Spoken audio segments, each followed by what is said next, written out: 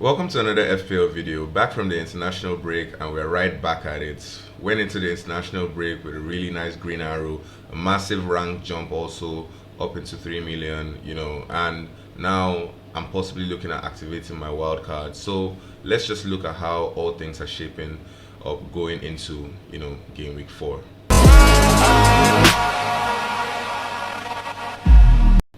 Before we head into what my wildcard team is going to look like in game week 4, let's look at how my team fared in game week 3. In game week 3, my team scored a total of 55 points. I had Matt Sells in goal, who delivered an underwhelming performance. Well, not just him, the Nottingham Forest team as a whole delivered a really underwhelming performance against West Ham. Honestly expected better from them. Matt Sells was able to return just 2 points for me, starting in goal. I started with 3 defenders, Van der Ven, Konate and Tosin. Honestly, I expected more from Tottenham in that game against Bournemouth. I honestly didn't see them not scoring in that game. Van der Ven came away with just the 1 point, having picked up a yellow card as well. Konate, luckily and thankfully as well, came away with a clean sheet in that game against Arsenal after he got subbed off due to a minor knock around the 88th minute. I was actually really close to benching him and starting Diouf, but I was really worried that Forest were, going to run riot against West Ham, and I ended up benching Diouf, who returned 10 points on my bench, but that's okay. I also started Tosin in my defense. He returned a clean sheet and DEFCON points as well in that game against Fulham. In my midfield, I had Morgan Rogers in the game against Crystal Palace. Aston Villa they haven't looked like they found their feet yet in the Premier League season. They are yet to score a goal. No returns from any of their attacking assets yet. Same goes for Rogers, returning just 2 points after losing at home against Crystal Palace. In my midfield, my second midfielder was Kudus, also returning 2 points in that 1-0 loss against Bournemouth. Mo Salah with a blank in the game against Arsenal. Honestly, Salah hasn't looked like himself so far this season. I feel like the points are going to be drifting a little bit away from him this season with all the recruitment they've done in the attack. I don't think he's going to be the focal point for Liverpool going into this new season, but let's just see how it goes, right? 3 points for him, Reinders with 2 points for me as well in my midfield in that game against Brighton. An underwhelming performance from him, honestly. And in my attack, Erling Haaland, as my captain, returned 18 points. He could have easily gotten a hat-trick in my opinion. Missed 4 big chances in the first half, and then, got the one he did towards the ending of that first half. Like I said, could have easily been a hat-trick. Would have been a wonderful, point haul if he did get that hat-trick, but just 18 points from him. João Pedro scoring again in the game against Fulham to return 9 points for his owners, and Chris Wood returning just 2 points for me as my third striker, 55 points. My transfers last week essentially were Palmer to Kudus and Magui to Chris Wood. I could have easily done Palmer to Bruno or Mbuemo, which was my first plan, but I was worried with Manchester United's form. I really didn't know what to expect.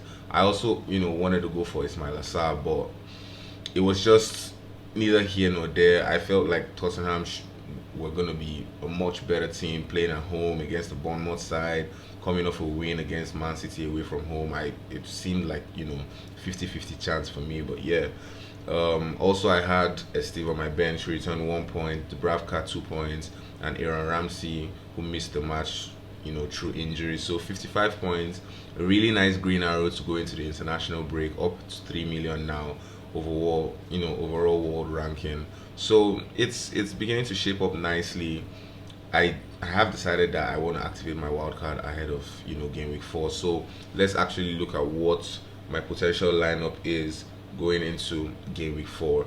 In game week 4, I'm going to stick with Matt Sells. I do know he has the game against Arsenal away from home coming up, and with the new coach, the new manager bounce, I'm expecting them to put up some kind of a fight in that game. The problem is, we know Andre's pattern of play. He is always confident of playing a high line, and I don't know how that's going to fit like with the current system and the back line that they have.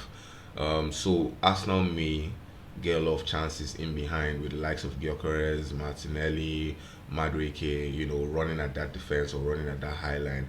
But I am also looking at the fixtures they have after the Arsenal game, which is one of the reasons I'm actually, trying to figure out if I want to stick with Sales. I may actually just move away from him to the likes of Raya or Sanchez, just depending on what I feel before the deadline. But right now, Sales is my starting goalkeeper. In my defense, I went with Virgil van Dijk. Liverpool, yes, haven't really kept any clean sheets aside from the Arsenal game, but it's a game against Burnley. Van Dijk gets the DEFCON points. He's nailed on minutes in the Liverpool defense, and their fixtures moving forward aren't so bad.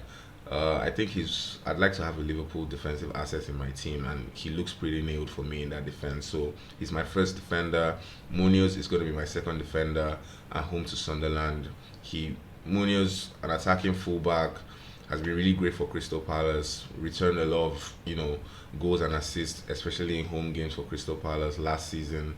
Crystal Palace have been undefeated. I think since game week 34 of last season till now. They've looked like a really, really good side. So Munoz is going to be my second defender. My third defender is going to be Tosin. He looks nailed in the Chelsea defensive setup right now, especially with Colwill out. He's always up there for racking up DEFCON points amongst the defenders as well. Doesn't really offer much going forward like as a goal threat, but I like that he's nailed on minutes and he offers me an easy and affordable route into the Chelsea defense. In my midfield, I went with Cody Gakpo. Most of Liverpool's attacking threats seem to have been flowing from the left and through the middle. Gakpo has gotten a couple of returns in his first 3 games so far, and he has started all 3 games for Liverpool. I don't know that that's going to change even with the addition of Ishak. I think Ishak is going to be competing more with Ekitike.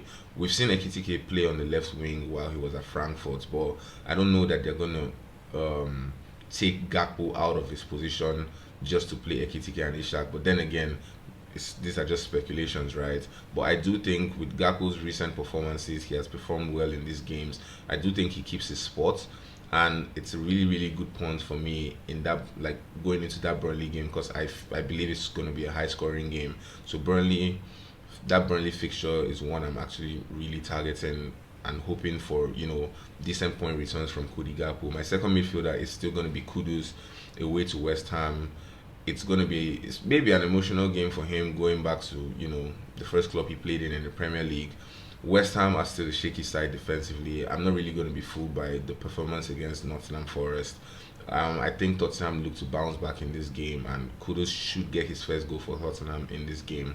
Mo Salah is my third midfielder away at Burnley. We know what Salah's record is or are against newly promoted sides.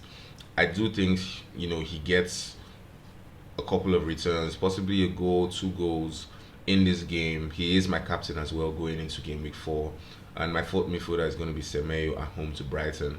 Up top, I'm going with João Pedro. I have certain doubts over his minutes, seeing that he was one of the players that returned a little bit late from international break due to Brazil's final game for the World Cup qualifiers against Bolivia.